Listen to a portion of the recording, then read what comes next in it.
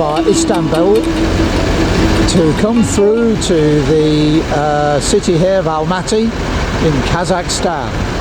Almaty used to be the capital, and it is another HF worldwide holiday experience to both Kazakhstan and Kyrgyzstan in a few days' time. The obelisk statue here is of the Golden Man, who was one of the warriors significant in this part of Central Asia.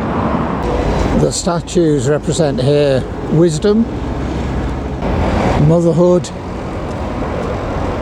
and the boy statues are symbolic in as much they represent the future.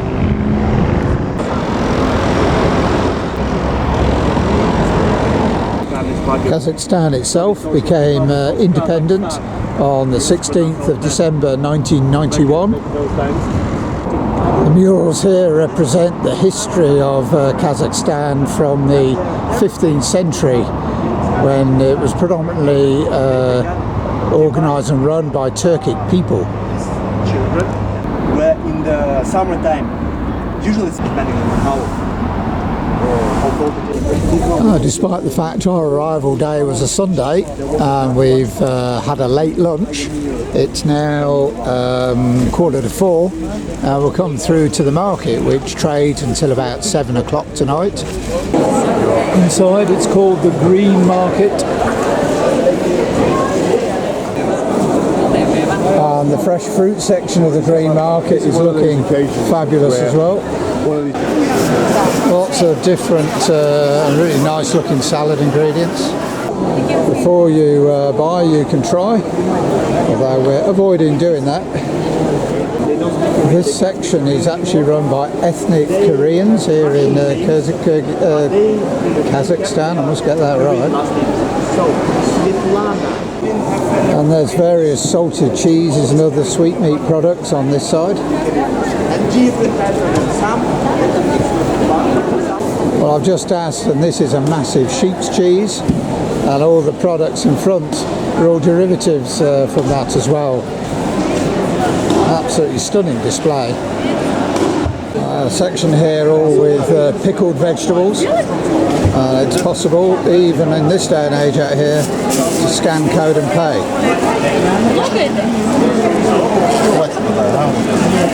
Look, there's a load of gherkins. And there's plenty of meat available, including massive trotters there. Plenty of good offal available.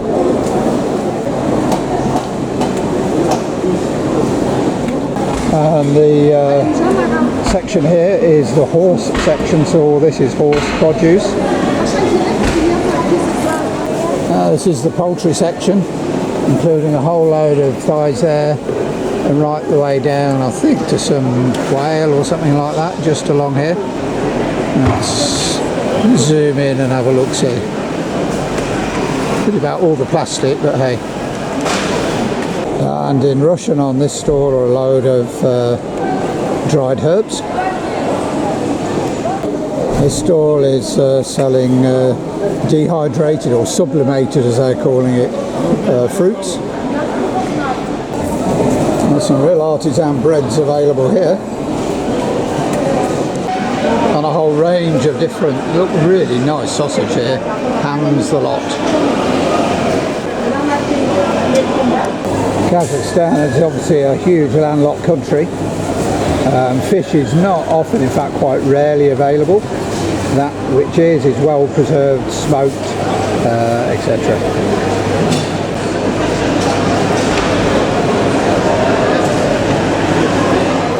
That's a fairly green approach to transport out here. A lot of the buses we've seen already are electric, and they also have a network of trolleybus routes. And a supply of e-scooters. Various other means of transport as well. And this leads up to a Russian Orthodox church, which I think we're going to go and visit in just a moment. Who is this man here? This man, sorry for not mentioning it, we are entering also the park of 28 Panfilov division. So we're at the Piazza Square in front of the Russian Orthodox Church, and probably because it's Sunday afternoon, there's a whole load of kids' activities going on. We're beginning to get mixed up and tied up in it all. Feeding pigeons, blowing bubbles, riding electric quads. Well, it is Sunday afternoon and it's beyond 4 o'clock, and there is a service, and a Russian Orthodox service taking place in the church at the moment, so we're just sticking to the exterior grounds instead.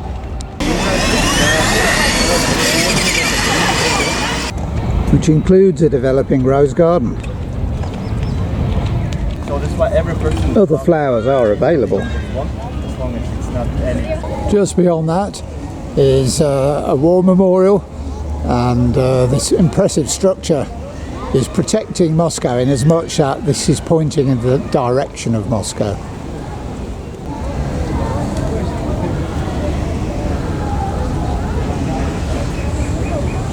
Once I had a family, have Kazakh autonomous region and Kyrgyz autonomous region. It's in Germany. And this is one bold Right statement. near Uyghurs. War willingly to defend the country, because for the division was formed from the soldiers of Almaty. But explain, Shah. Kyrgyzstan. So what it is? South of my country, Kazakhstan, these two countries. This Russian building was originally built to house the offices, and it now houses a museum of musical instruments. And we're going in to have a look. And inside are some excellent examples of Kazakh dombra, two-stringed kind of guitars really, all played by masters of the art in the past. And this is one of the oldest pieces in the collection, which is a nomadic cello with its bow, and it's very old. It has the most melodic sound apparently. And then inside the Russian Orthodox Church,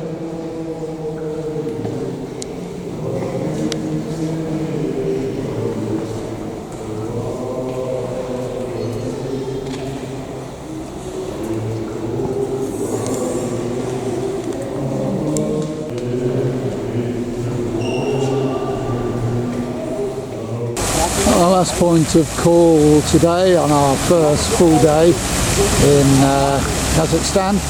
Despite feeling very tired, we've come through here to this rather magnificent facade of a theatre. I think we've got in the front here something called the Bellagio effect. And just missing in the background there some fantastic mountains, complete with snowy capped peaks.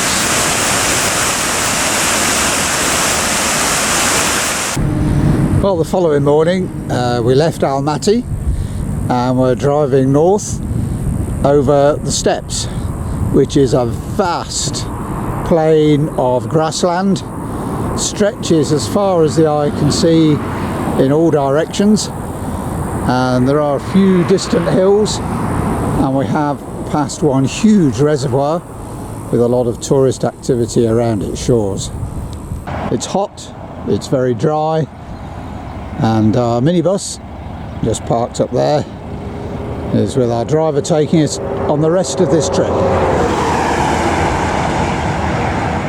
Well, after lunch at the guest house, we boarded this Russian bus. We've got an hour-long journey now to some sand dunes. To enter the national park, clearly written up there for all to read and see. Continued on this track for a good hour.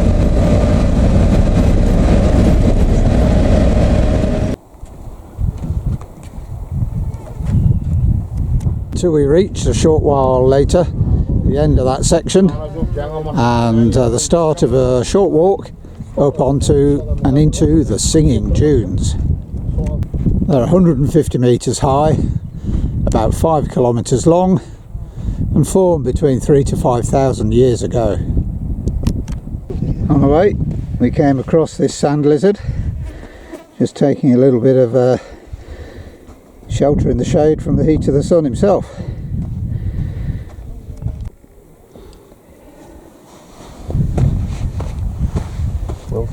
Some, but not my group, are taking the direct route up.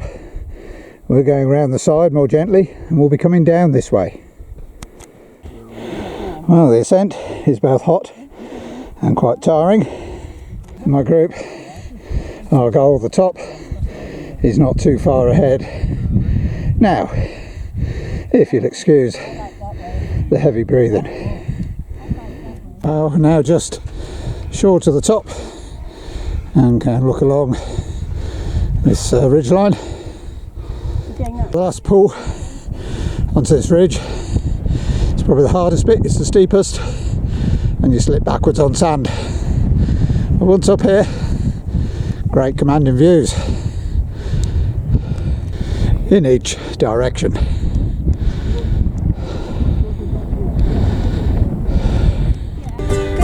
Well, we were told they were called the Singing Sands. We didn't think it'd be quite like this, but it's great.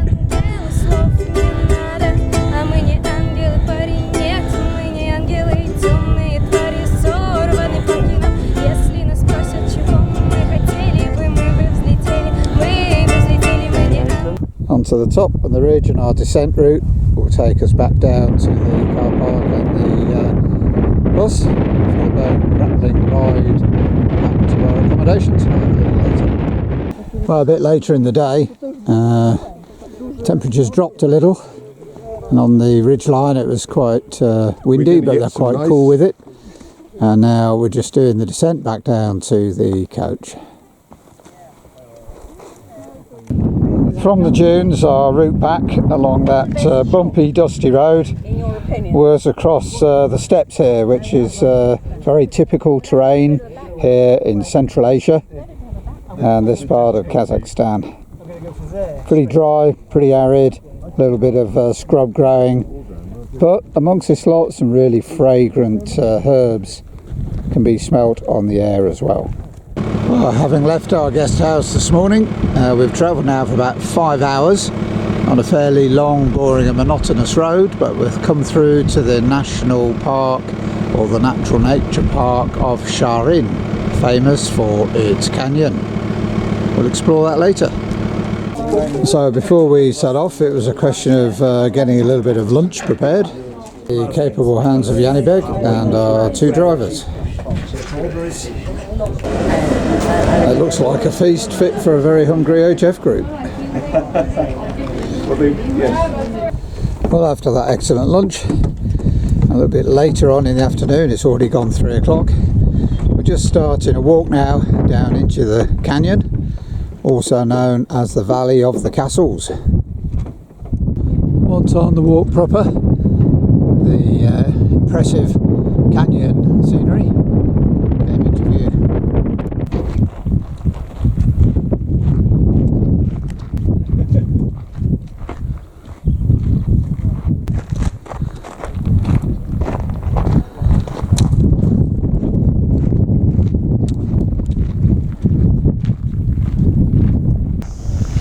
The canyon continued to descend quite gently, really, down into the hidden depths of things it will reveal.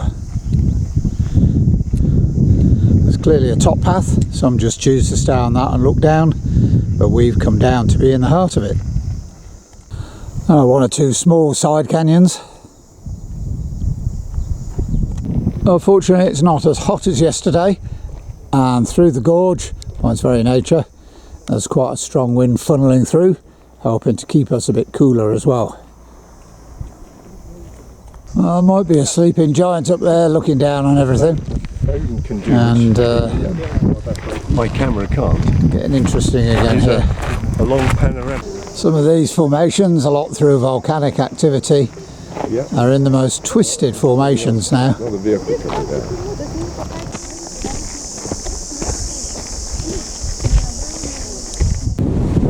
Then at this section of the gorge we come down into looking down onto the Charian River, which flows out down into a huge inland sea lake further down.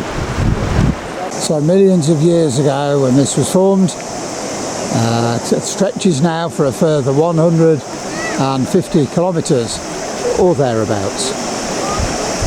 Well, on the following day, and in complete contrast to all that we've achieved and seen already, we're into what we would term more alpine territory, and we're doing a big walk up into the 3 lakes in the mountains. So we're in the Kazakhstan National Park, and this is the first and the largest of 3 lakes. Our goal today is to get up quite a bit of ascent to the second lake also. We're set off, and today we're actually accompanied by a local guide on horseback, but he must be galloping up behind us because we've yet to see him again. Well, there are plenty of wildflowers. I'll grab some of those later, and initially, while still waiting for our horseman to catch us up, we're descending down towards the lake. So this map shows the valley of the Kazakhstan Lakes. We're heading up to the second one in the middle. Total distance, if we went to the far end, would be 13 kilometres each way. Is that too much for today as a day walk? Well, he did. He caught us up and has promptly overtaken us. Alpine style wildflowers abound here at Campanula, and some will require labelling upon my return. So it's a question of following the smell of the horse.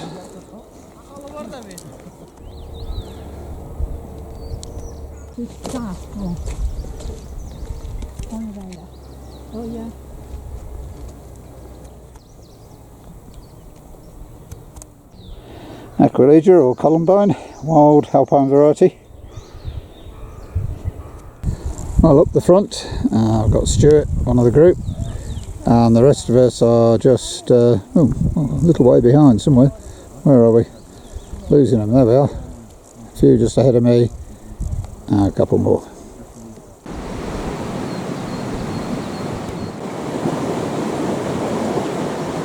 The blue one, you get. We continued above the first lake to now the fast flowing river, linking the second lake to that first main larger one that we've already walked alongside. And just a little way higher up, the view's just opened up big time, and the meadows just rich in flowers still. A beautiful day's walk.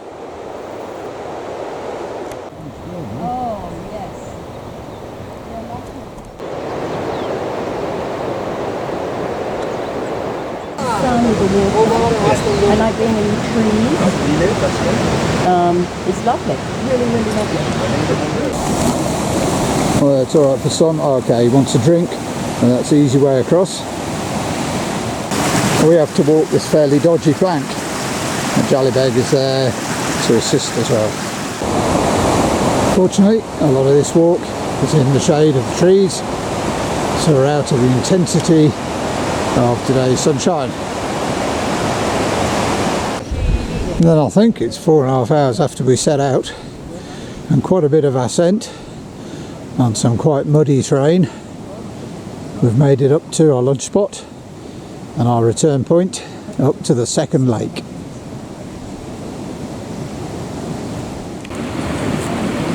So after that, lunch, I just had a few minutes just to admire this wonderful scenery along with a vast array of flowers. It is possible to go a little bit further around, in fact all the way around the lake, because there's a third lake higher up.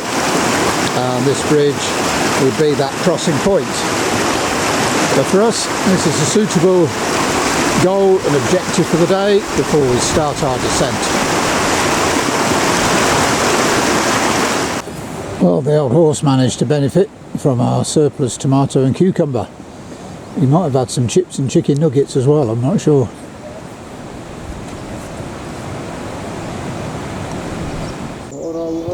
We continued our descent back down the valley, and when I started filming this I thought it was a moving horse, but he's decided to stop and watch me filming him. No, never mind. Well, it's now the next day and we're continuing. In fact, on our way currently to Kyrgyzstan on this rather bumpy but most beautiful road with views back to the mountains. After we completed the walk yesterday, I only filmed up until lunch because we had a very heavy thunderstorm later as we returned out the same way. Just panning round now to what are a whole series of rural cemeteries which are dotted around the whole of this landscape. Very common Muslim feature. And here's the minibus that is taking us around, well, today the last day in Kazakhstan already, and the rest of this trip through ahead into Kyrgyzstan. Won't be able to film on the border, that's not allowed, so probably the next footage will be in the country of Kyrgyzstan. Well, shortly after that we crossed the border, so we're now in Kyrgyzstan proper, and the vehicles are just ahead of us. We got out for a quick stretch of the legs before we have lunch. But as we walk the short distance to our lunch spot, we're all impressed by the wide variety of natural meadow flowers. Here a lot of the white lousewort, a lot of white bistort, hawkbit, there's all sorts of bits and pieces.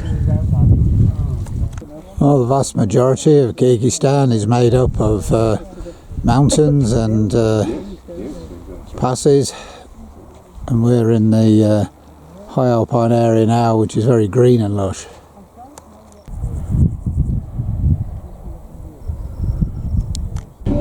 Shear them, yeah, but I mean, but they look a bit as if they're losing. Yeah. They always do. Well, they're developing sheep that do self-shear. Well, if it's not sheep, it's cattle,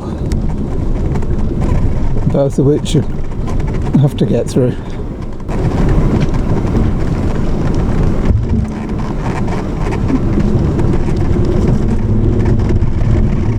Well, shortly afterwards we arrived at the Jagilan guest house accommodation, and it's in a decidedly rural setting. I'll go and have an explore, but the town definitely looks rather run down and dilapidated.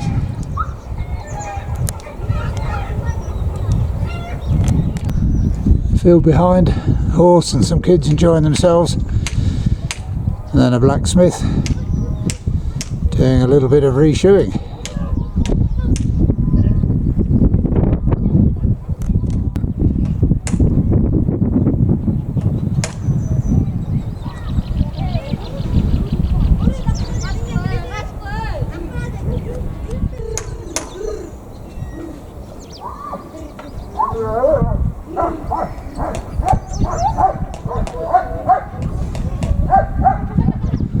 Very patient, quiet horse there. So this is our accommodation for the one night, the Jagilan guest house. We're either on the first or second floors, along with the entrance road up to it. You'll hear the very rural farm sounds. Alongside is the busy high street.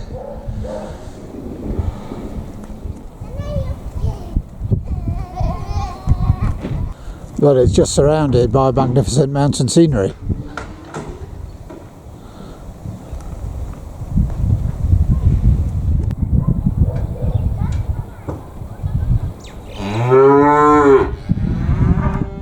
Well, young calves, but there's nothing much to eat in the barn and the enclosure that they're currently in. Well, we spent the night in this village, and then after not a lot of sleep really, I had breakfast, and we're now setting out on a full day's walk up into the Alpine area here, just looking down across this rather dilapidated township.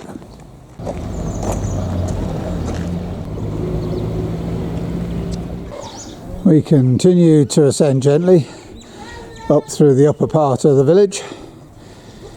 Hopefully when we get into the meadows beyond, the scenery will improve again somewhat.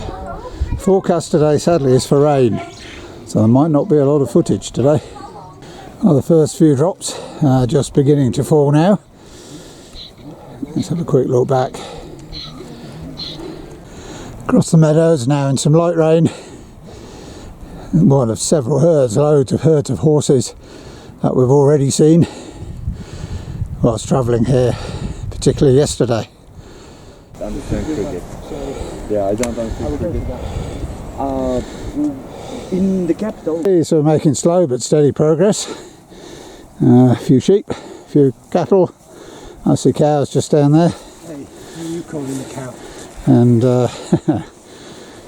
and still slightly more murky view back than the view that greeted us on arrival yesterday.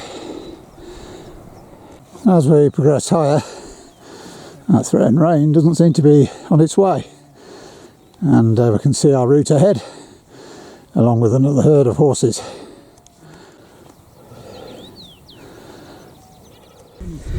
Well, the wildflowers all continue to impress. There's absolutely blankets here of this wild geranium.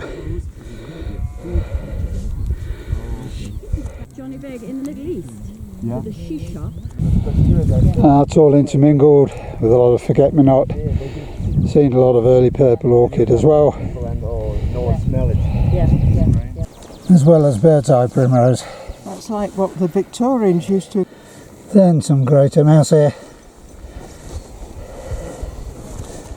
Then some Alpine wild iris. Yeah. Very short stemmed at this altitude now. And then some ranunculus. And the spikes galore of this, with a very distinct leaf, but we're a bit unsure on its name. Then some wild viola.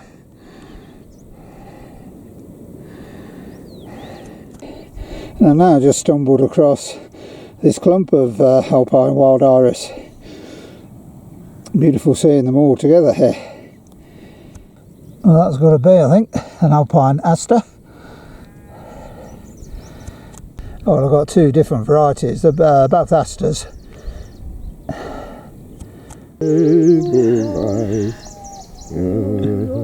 Come on, a bit louder. I agree. Yeah, it doesn't need any introduction now. We found some Edelweiss. In case you're in any doubt watching this.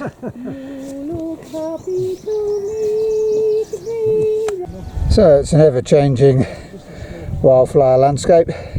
The higher we get, the different types come into view.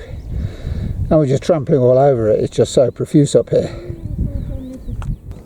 And shortly after that, just stopped trampling on top of this spring gentian. Lovely vivid blue colour, even in this poor light. Well, the mountain top I thought we're heading towards is just up there, and just underneath we're actually contouring round now to miss the top out. What a strange choice. Anyway, for the group, this is the good path. That's contouring round to the ridge ahead.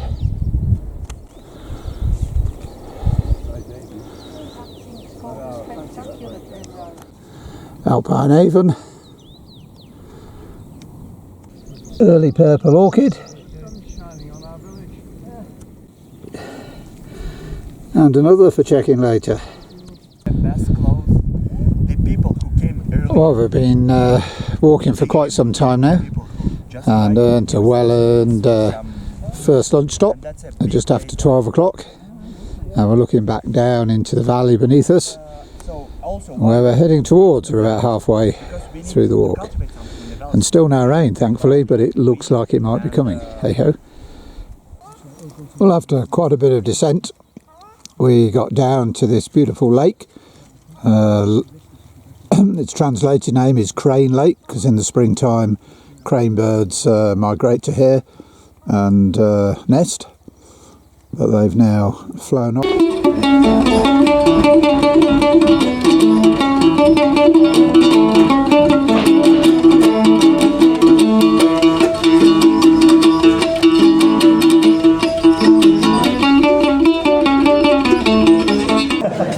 Well, dinner tonight is in a local authentic Kyrgyzstani restaurant, and we have the main item here. Oh, let me stand up, that'll be easier. With an absolute feast of meat on it, which is fantastic. Plates are going, are they? Okay. And as we sat feasting on all that meat and fish, we're serenaded with local music.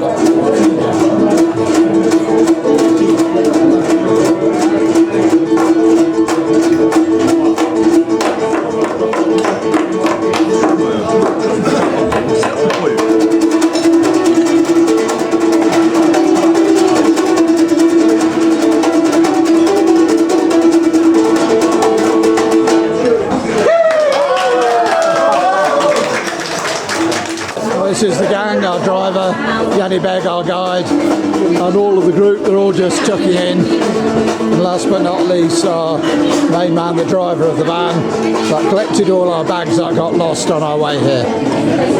Okay, so it's another day, it's Saturday. Forecast is for rain.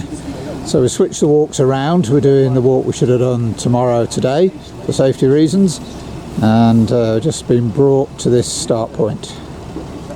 So despite the forecast, the walk started out in warm, dry weather, a little bit of sunshine coming through as we walk up the approach of this valley.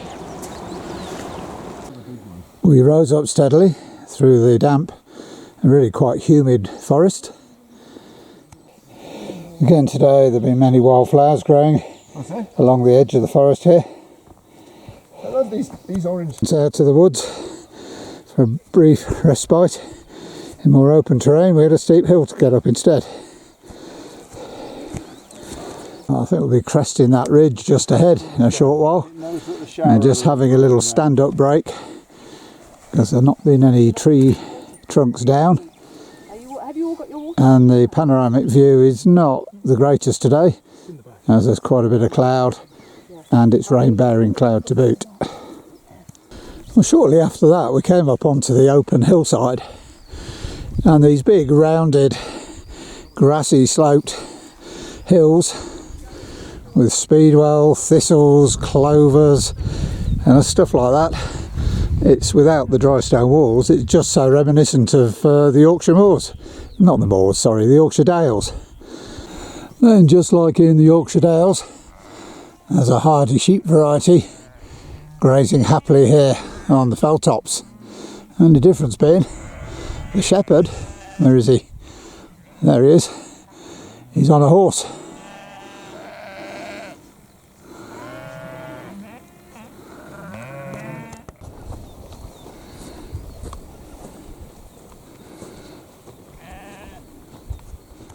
And having just recorded the previous segment talking about the wildflowers growing, the first wildflower I saw after stopping recording was in fact an edelweiss, so that also makes it Kyrgyzstan. As we're walking out over the hillside, we just come across loads and loads of edelweiss, despite the very British walking conditions. Well, it's the following day now, a Sunday, and on a Sunday there is a weekly animal auction, animal market if you like. There should be all types of different beasts here. Well, whilst walking over the last couple of days we've seen plenty of mud, and today is no exception. I'm not even going to start to describe what's going on here because I haven't got a clue, other than it's a trading day where animals are bought and sold. And there's also plenty of cattle as well as the horses.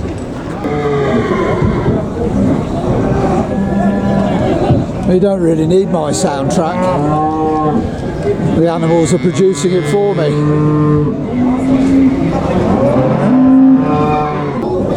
Sure as hell, there's one big bull here. I think it's a bull. It's a bull. Yeah. Also we have some sheep, and there are in the background some goats as well. This is a new breed of sheep, the Arashan.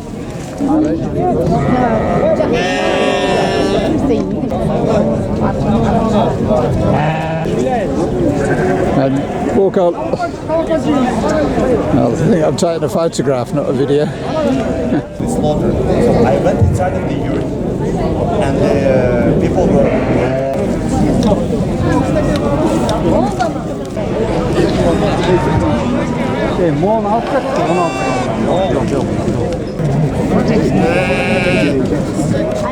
He's struggling with these a wee bit.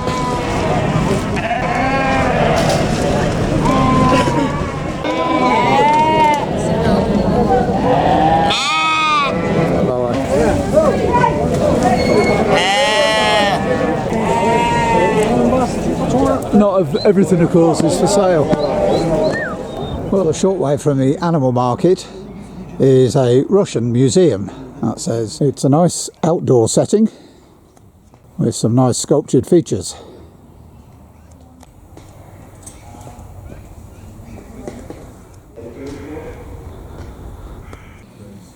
And then we walked ahead to the grave of Przezewski.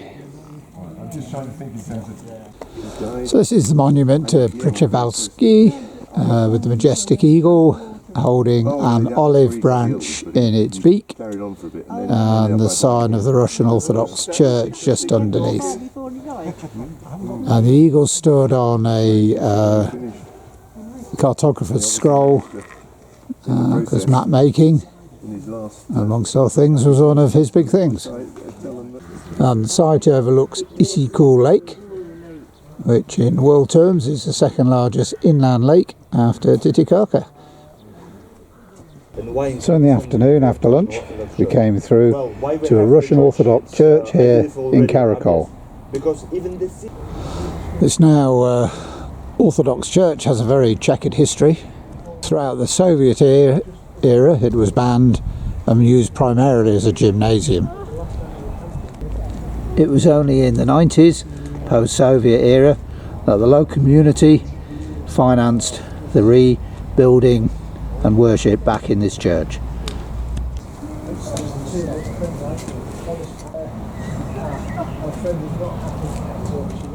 Well, no photography video was allowed internally, and all I'll say is externally is far more interesting than internally. I then started a gentle walk around the city, and despite the fact that it's a Sunday, generally the roads around here are very quiet most of the time. Architecture and design generally at best can be called functional. And once you start looking, there's all sorts of odd things visible along the streets. On every street corner there's also a couple of these barrels selling, well, one's best described as a liquid feta drink and the others are a strange salty mixture of grains which is brown and cold in colour, but it's very popular out here. So Yanni Bags bought one of each and a group of 9 of us have shared it. We couldn't possibly drink a whole cup each, I don't think. Local minibuses provide a city service. I think we're at one of the busiest intersections here right now. And there's cars sort of going every which way. Oh yeah, and a few possible near misses coming up.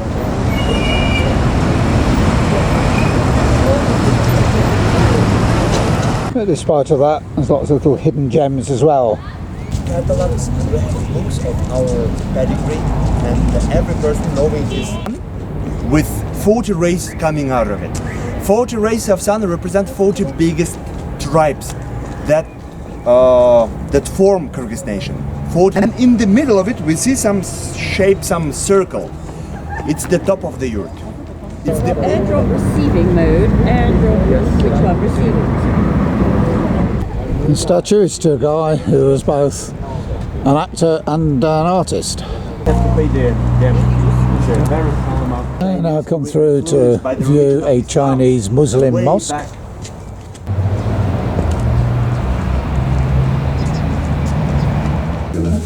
So this evening, after our exertions around Karakol earlier today, we've come through to a Durgan family home, which is a mixture of Chinese, what's the word I'm looking for? No, I wasn't going to say that. Anyway. Oh, I know, this is like looking like the chicken. Right, so we've now got a feast before our eyes, served quite differently here. Everything's on the table together to start with. Well, by contrast, the following day we're in full sunshine and a near perfect day.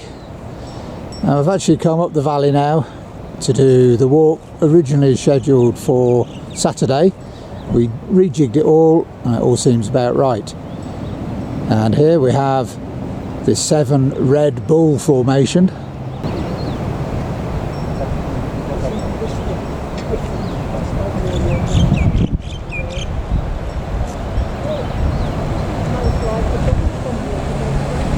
We're getting you picture, just shout.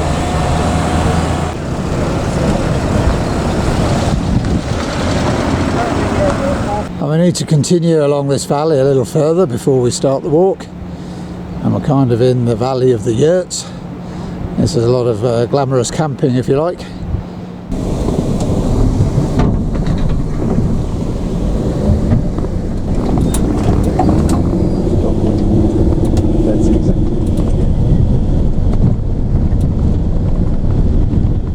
Well, we still have a little way to go on what is quite a bumpy road.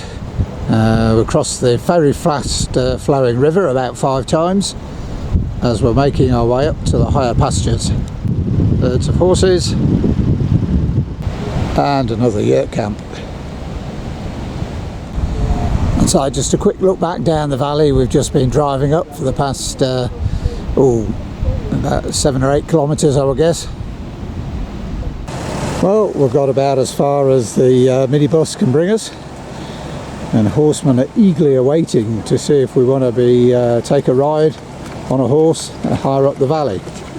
But after the last few days of mud, we're used to that, and it's the valley ahead that we're going to be walking up into presently. So if we set out, had a couple of little rivers to cross. Fortunately this one with a bridge. Well, this area is very popular with Kyrgyz people for a yurt experience, particularly over the weekends, we're told. Well, with a pleasantly cool breeze behind us, we made steady but slow progress. There's a bit of an altitude effect whilst walking up here.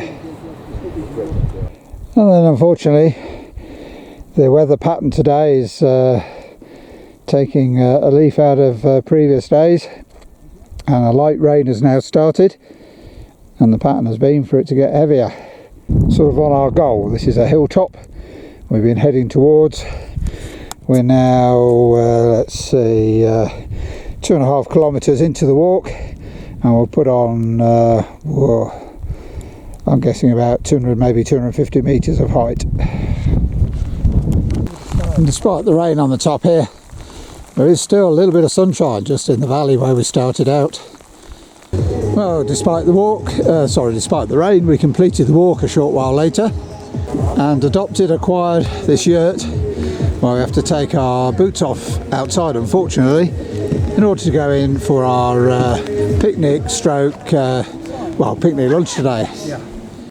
So once inside, we got stuck into preparing lunch. I'm now looking back up the valley. It's the same group as the 7 that we were looking at before, but this is called the Broken Heart Rock. You can sort of see why, more or less. And on the roadside we were able to just taste a couple of the local honeys, and the one I tasted, the first one, the flavour punch was so powerful. Fantastic. Early in the morning, before and a horseman riding by. And what could be better? Mother and foal. Oh, the foal's tired. He needs to sleep this afternoon. Well, we've bumped out of the valley and have now headed west, and we're along the shores of Ishikor Lake, which is the 2nd largest lake in the world. That's behind me, you'll see that in a few moments. And we're staying in these yurts tonight. Excuse our slightly damp stuff hanging up on the outside of our yurt already, but this is home for us for the next 2 nights. And we're one of a couple, maybe 3 groups staying here, and 5 of the yurts here allocated to our groups for these 2 nights. So just a short 5-minute walk down through a little thorny pathway brings us down to the lake. So this is the extent of the yurt camp that we're in, and looking at it from the lakeside, you can see there's some magnificent snow-capped mountain peaks just lurking up into the Tian Shan hills that are beyond us. Especially this one. I couldn't tell you the name there. Which, from a little closer and framed with an avenue of roses that have been planted around the yurt camp, it's just a delightful setting. Well, the following day we got up from our yurt camp, and I've travelled just a short way into the Barkul Valley, and I'm going to do a short walk up to some waterfalls from here. And right at the start of the walk is this rock image of Yuri Gagarin, who's well revered, obviously from the USSR days. He visited these parts in Kyrgyzstan. But for me, it's the magnificence of the mountain scenery and the valley that we're in. Simply stunning today. Well, the tourist yurts we're staying in, and a lot of the yurt camps we've seen, are all temporary structures. They put them up each year, and the locals, it doesn't take them very long. This is clearly an original and permanent yurt because it's now protected by a roof cover.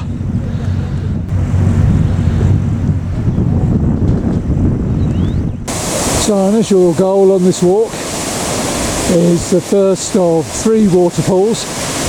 We're only going to go to the first and the second.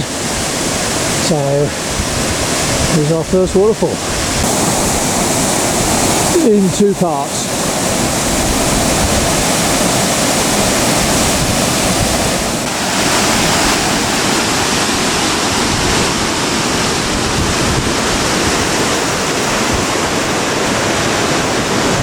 And just to prove we mostly made it.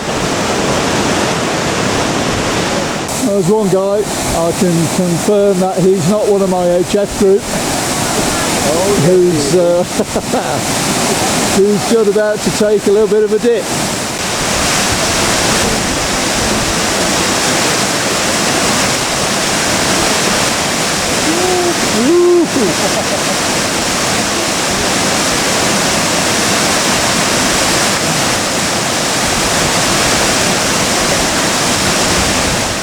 And already today, on this short walk, it's become an Edelweiss day.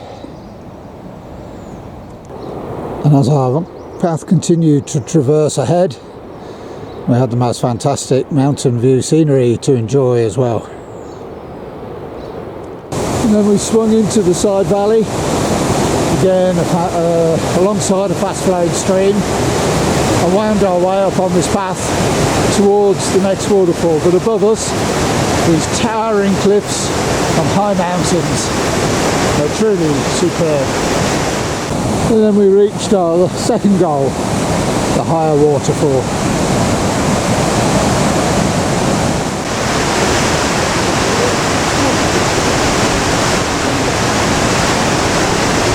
But despite the beauty of the environment we're in, we keep seeing these containers dotted around the landscape. And apparently they're mostly for the storage of the yurts in the winter. They fit in there ready for the next season. But they're ugly compared with this alternative view. So today we're going to be making some Mante dumplings, which consists of chopped beef and onions, which simply is added with salt and pepper before filling into a dough. Lean beef, plenty of salt, plenty of pepper, and sunflower oil is added to the mix. 2 types of salt, that's interesting. Some more chopped beef has just been added, along with 2 mugs of water to help keep it moist. The dough with flour, water and salt was made earlier. So the skill of this dish is clearly in the rolling out of the dough, a little bit of flour added, and extending the diameter of the circle of dough. So although she's kneading it and folding it, this now gets unfolded, but all the time it's just expanding in size. The diameter's getting greater. And this is a real skill. Perfect circle. One of my friends was on the last series of Bake Off. Well, I haven't counted the number of times that it's been folded and layered, but each time it's unfolded, the dough is thinner and thinner. Coming up, oh no, it's the rolling pin time now.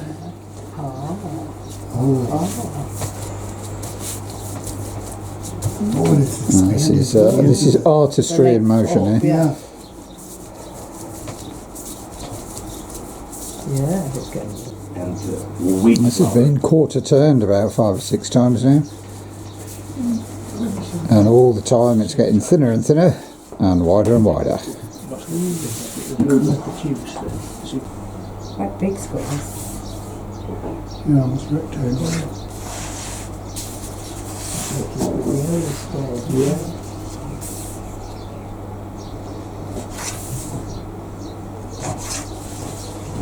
Amount of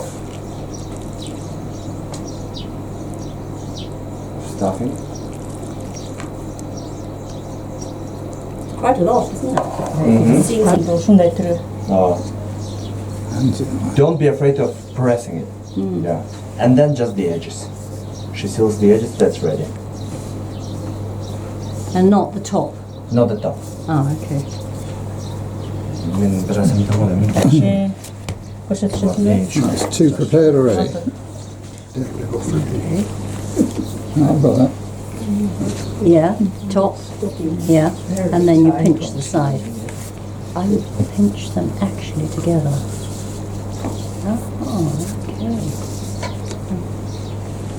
okay. Some just boil water first. Steam.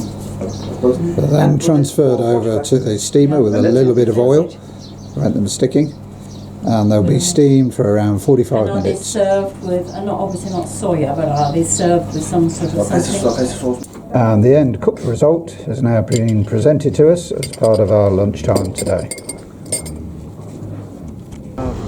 Well, part of our programme includes a demonstration of an eagle controlled by an eagle master, and this guy is one of only 60 eagle masters in Kyrgyzstan, and he speaks English.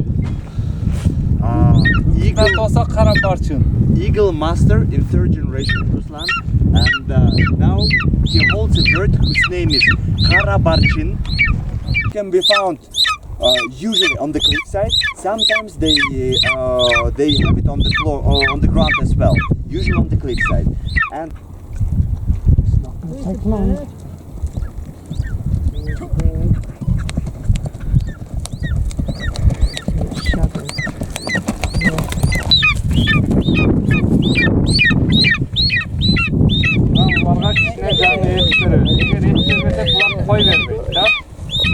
so the bird will waiting for the master, and the master coming will always. There we go. Anam et jegende bolsa öptü. Dün varım hoş çevirip yetmese öptü singretdağı. The time of for her to digest it is always varies, and when the birds they eat the meat, they swallow everything. They crush the bones, they swallow the bones and fur of the prey she caught along with meat. Here she comes. Perhaps. Perhaps. Calling to him. Oh yes. Sorry. Oi. Welcome back. Well done. Oh, that was great. Oh. He's got it. Well, we waited a long time for the return of that bird. How long was it? 10 minutes? But finally she's returned.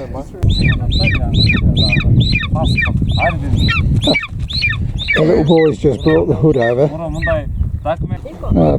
They're being introduced to a couple of hunting dogs now. They're deliberately black because the eagle won't see that as suitable prey. And one's a Tiger breed, which is a Kyrgyz breed. And the other's an Afghan breed. The Kyrgyz breed is very distinct because of that real ring in its tail. Ears and again hair growing everywhere. This is the Kyrgyz breed. This is a hunting breed of dog, Kyrgyz Taigan. Taigan is the name for this breed. The best. So being given a demonstration now of him training the dogs. So you see how fast the Kyrgyz is.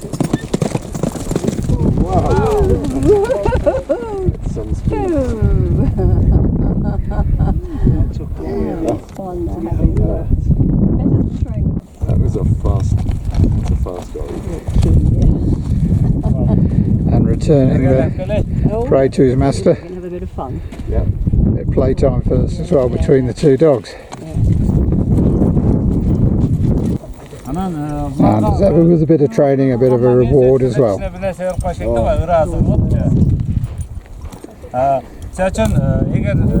And the horse just gets a bit of dry old scrub. And then we had the opportunity to mount the horse and hold this beautiful bird. So I think in a minute Stuart might pass the bird over to Simon, who's behind him. He's bonding with it. Beautiful. Simon, can you look at the camera? Yes, yeah. The bird's better looking. Oh, good.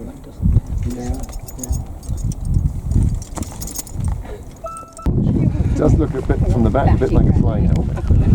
Sorry, you still had their coats with their cone collars. Yes. Yeah. Takes one to know one, I know. Yeah. Right, let's hold you up a little. There we go.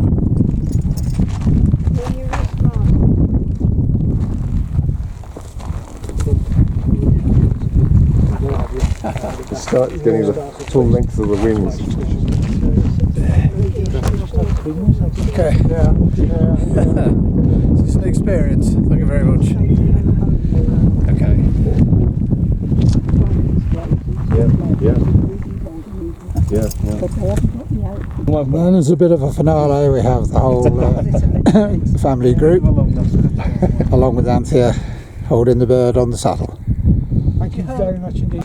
Well, a short way from the eagle display, which we all enjoyed, we've come through to the Fairy Tale Canyon, one of the most picturesque spots on the southern shore of Ishikor Lake. It's the colours and all the various rock formations weathered over millions of years that make this such a fabulous, unique and beautiful place.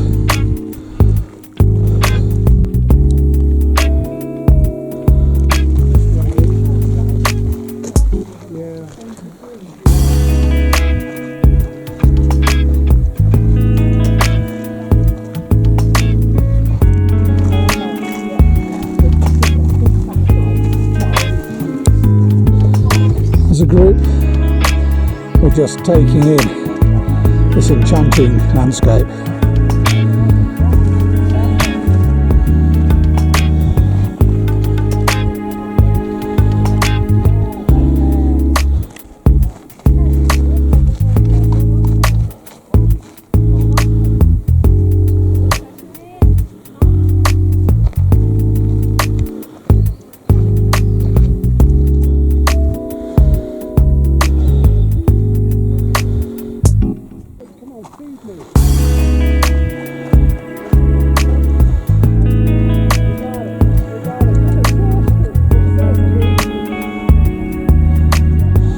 Well, I said earlier, we're just south of Ishikor Lake, which is now visible from the height I've gained to the north and in the background now from where I'm standing. And we're just panning around, taking in what is a magnificent mountain landscape.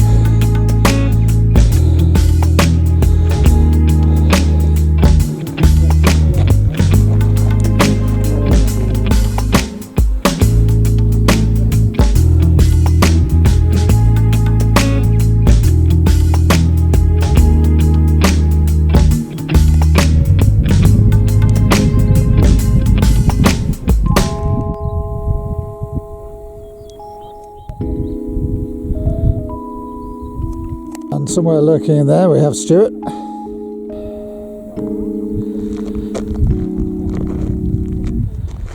Well, after that wonderful day yesterday, today we're heading all the way west, quite a long drive all the way through to Bishkek, which is the capital of Kyrgyzstan. Well, we have another day before our departure back home. Is the same. On the way, we're stopping off at a few points of interest, and this is like, can't get into it anymore, but this is a memorial to Manas, who was a great writer and poet of his day. His influence extends amongst the Kyrgyz people to this day. Things like the international airport is named after him. Some of the main streets in Bishkek are also named after him. And opposite, and the road we're travelling along is the Silk Road, in fact, and opposite the memorial to him is a representation of the younger people and the mausoleum where Manas was buried. So whilst this is a brief little stretch of the legs, we've got some fantastic mountain scenery to enjoy before we hit the city. As we head out, continue along the old Silk Road. Excuse all the wires, but we have the most fabulous views down to the south over the Tian Shan Mountains still. Lots of, look clearly like glaciers to me from this distance. The view up this street here is typical of whatever town this is, of many of the towns that we're passing through, mostly with unsealed roads. Now this time of year a lot of dust, and at other times of year a lot of mud. Further on, this was very typical scenery on a lot of unsealed roads, a lot of construction work going on.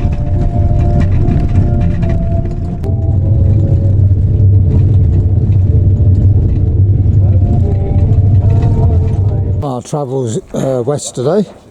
We have stopped off for about 3/4 an hour to learn how to build a yurt and to learn about the principles of yurt building. The wood here has already been cut and is chiefly willow wood because it's more flexible to make the wooden carcass of the yurt from. Because they just make fire. Initially the wood is left to dry naturally, and then once cut to size, the wood is steamed in these long cylinders in order to make it more flexible for moulding into shape. So this slot of wood has just been taken out of the heat chamber and is now just simply moulding the wood into the required shape. This clearly takes years of practice and knowledge.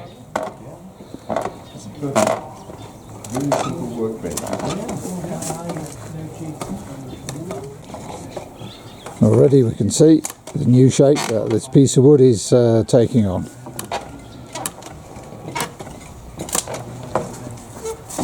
And that's the finished article. That's the one. Plain. After 3 days, when that's dried out again, the wood is then planed into shape, scraping off that outer layer. So, and also from the interior side, he will be making these small channels. It's just for decoration.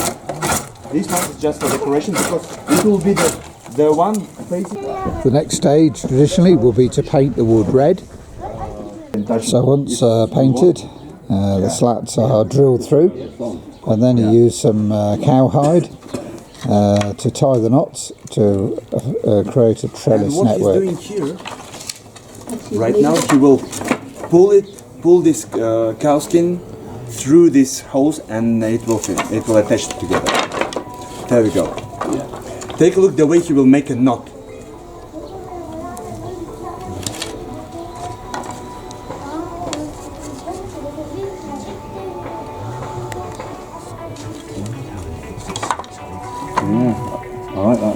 And he cuts out, and now he just cuts out what's resting. This is the technique. The reason why we can stretch it out and then assemble it back, we were nomads, we need to transport it, and for transportation, for logistics. And as you see, it's made out of two parts, which is assembled In order to bend it, they use they bend it with the help of this. Don't know how to name it. They bend it, and they fix the position with this type of brackets. And then. So now we're going to assemble our own yurt. A bit like here's some of the parts I prepared earlier.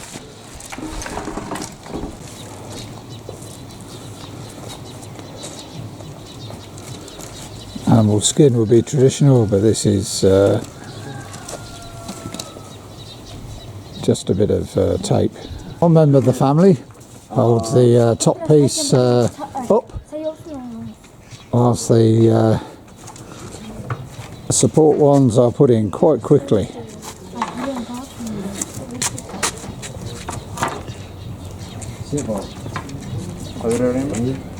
The family's helping out now.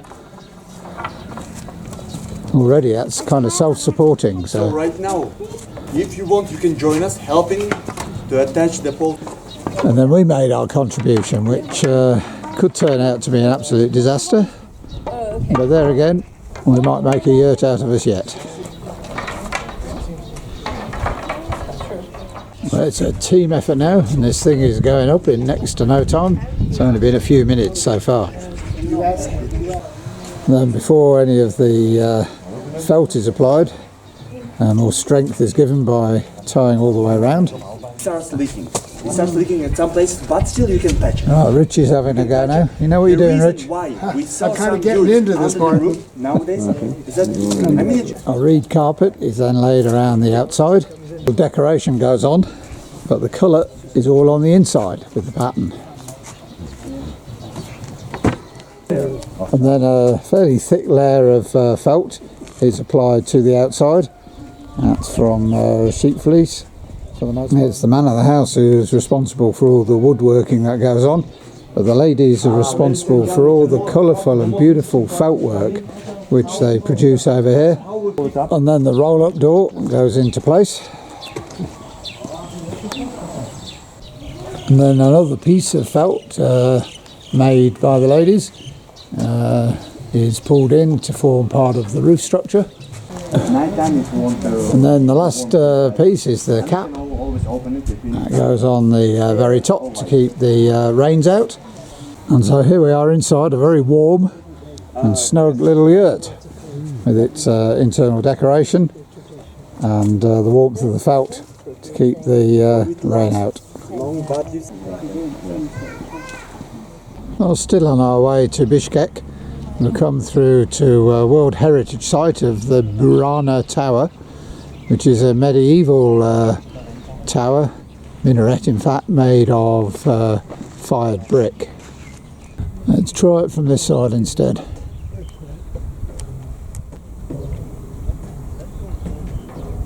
Well, I have come up the tower. It's a blisteringly hot day, 36 degrees. The steps are incredibly steep and it's nearly pitch black coming up, but the views from the top and all around, hopefully, despite me being out of breath, make it worthwhile. Of historical note are the mounds alongside it.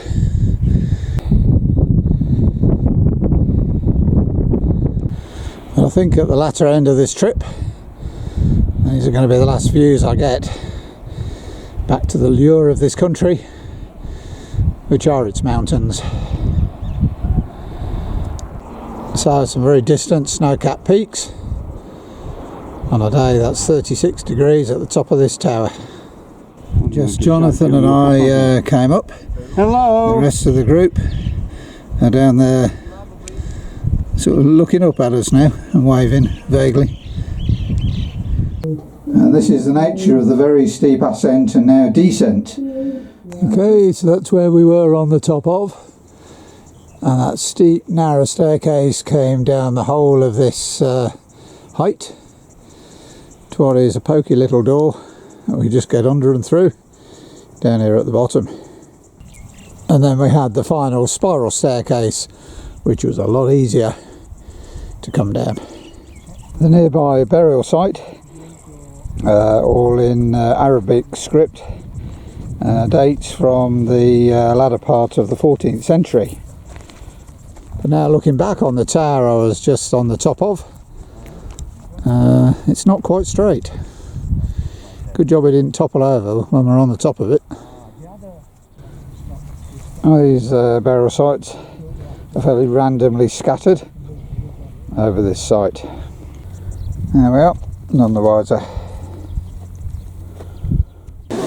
Right, okay, this is our final day here in Kyrgyzstan, and we're in the capital Bishkek. And this morning, in blistering heat, it's well into the mid-30s, forecast to be 40 later. We're in the market area.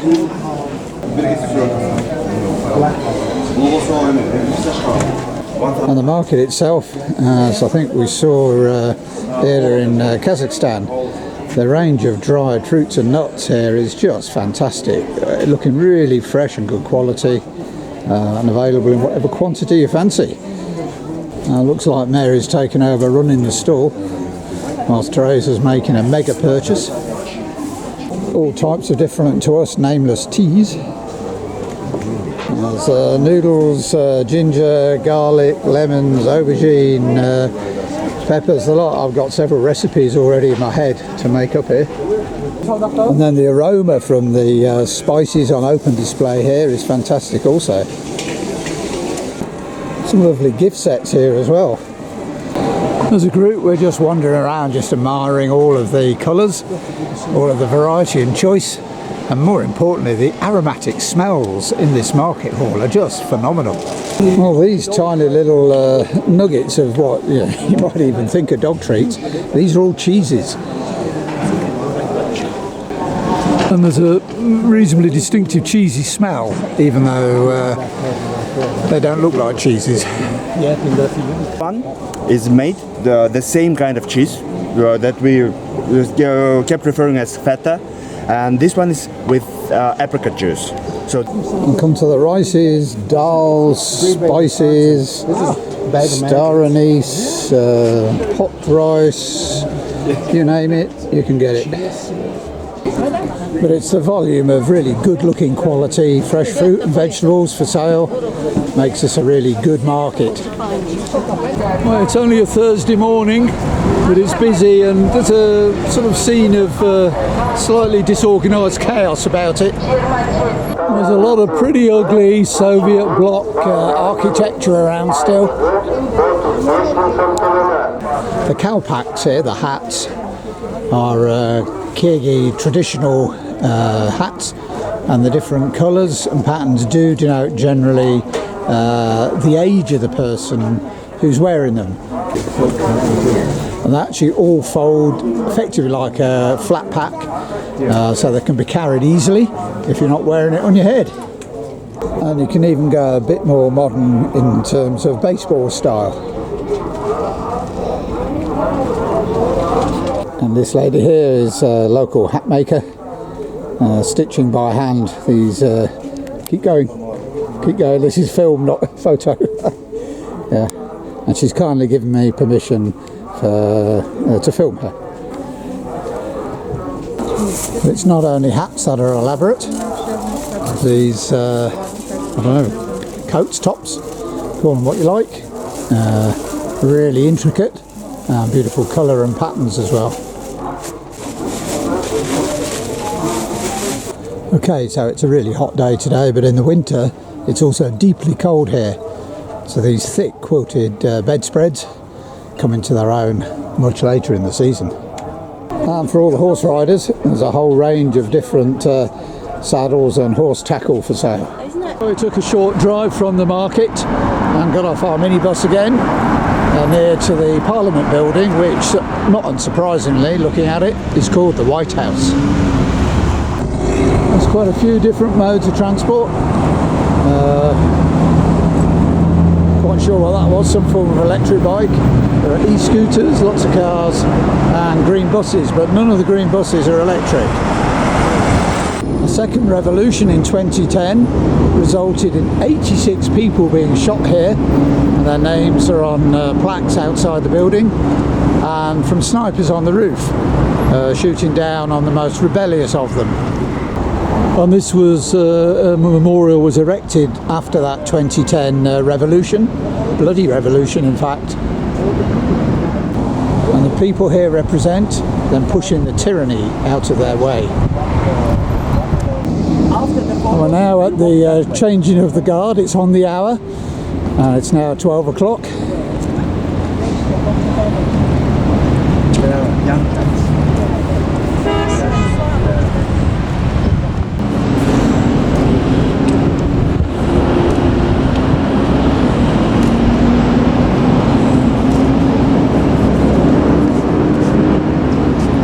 one on the left's got a hole in the recording this.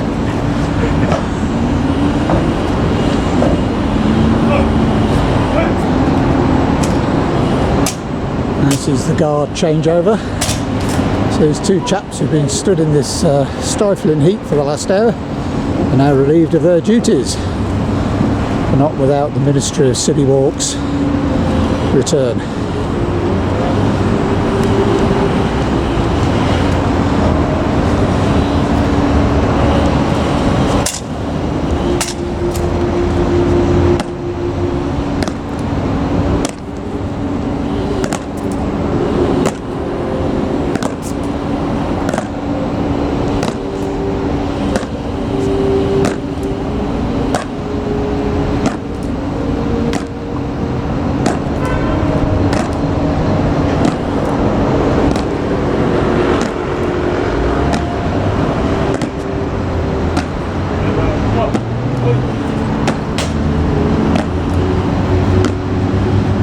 Seemingly the building that the guards were in the front of is in fact the National History Museum.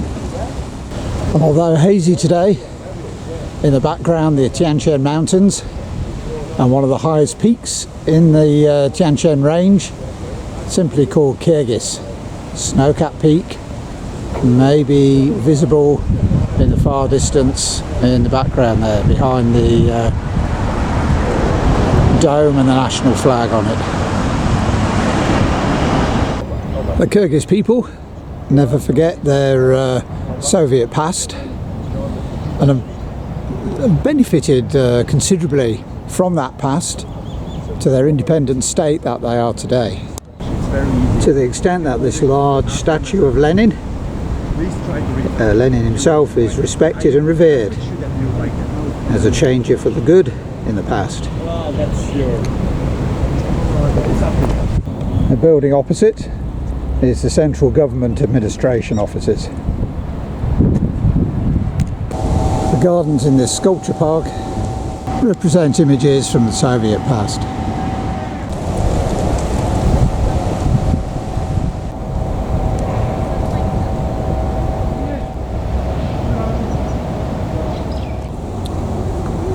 Crying rhino in the foreground. Something is an abstract sculpture that was sent to us as a gift. Our final statue I'll show you is really the queen of the nomads.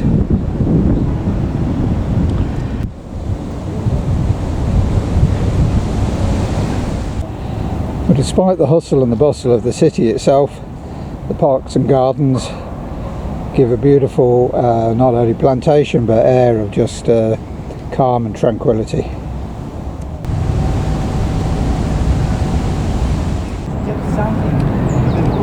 And this represents the, well, close by to here is the National Opera and Ballet Theatre, and this represents one of the famous ballet artists from the past. And this statue is presiding over the National Operatic and Dramatic Theatre.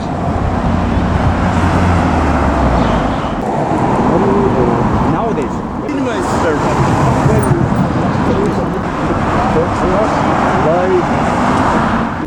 Post the Soviet era, architecture and design has moved on leaps and bounds.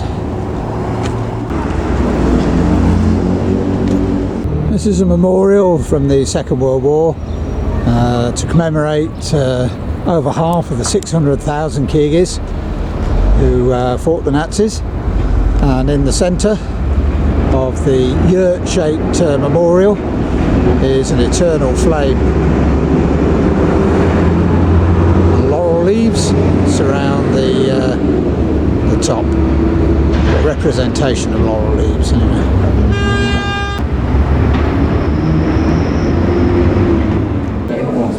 Well, it's the last night and it's the last supper, it's the last dinner for us. I've been brought through to a very plush restaurant where there's going to be some music and dancing, and we've even got our own private dining room and our own private waiter by the look of it.